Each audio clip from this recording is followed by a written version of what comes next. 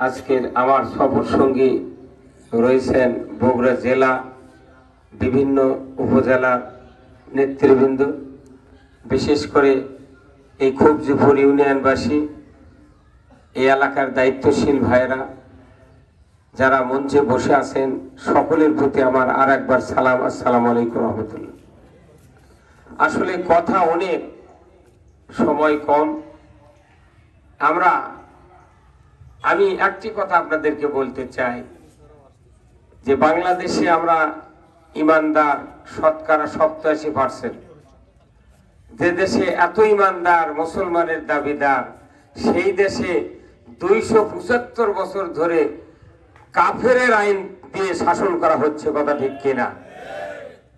আমরা যদি মুসলমানের দাবিদার হই, তাহলে আমাদের আইন মানতে হবে কার? সবাই বলেন না কার? আল্লাহর আইন মানতে হবে। তো এই বাংলাদেশে 54 বছর ধরে স্বাধীনের পর নির্বাচন হচ্ছে, কিন্তু দেখা যায় হয় বাবার আইন, নাই স্বামীর আইন, নাই চাচার আইন, নাই দাদার আইন। কথা ঠিক কিনা? কিন্তু আইন মানা উচিত ছিল কার? আল্লাহ।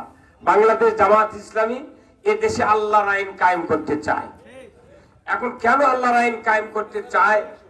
কারণ হলো আইন হলো দুই প্রকার, একটা হলো মানুষের আইন আর একটা আল্লাহর আইন। আপনারা কার আইন মানবেন? যে আল্লাহর আইনকে সেমিনার চলে বললি আল্লাহর আইন কায়েম হবে? আল্লাহর আইন কোথায় কায়েম করতে হবে? সংসদে। কথা ঠিক কিনা? এখন এই আইন যদি আল্লাহর কায়েম না করেন, তাহলে আপনাদের আমাদের অসুবিধা কি?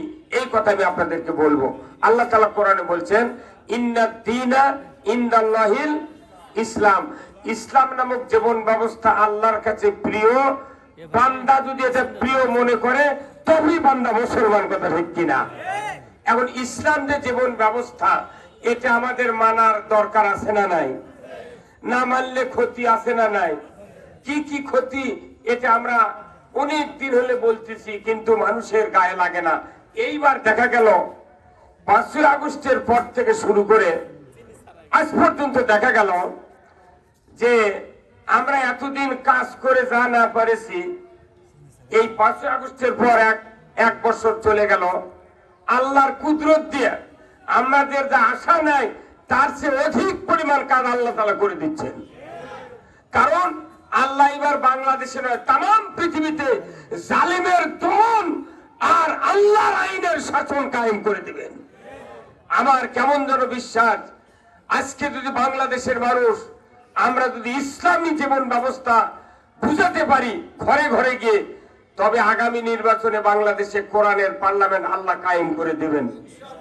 এখন যদি ইসলাম বিজয় না করতে পারি, আমরা ইসলামের পক্ষে থাকতে না পারি, আমার আল্লাহ কোরআনে বলছেন, ওয়ামাইয়াবতাগি গায়রাল ইসলামি দীনান ফালা ইউকবালা মিনহু ওয়া হুয়া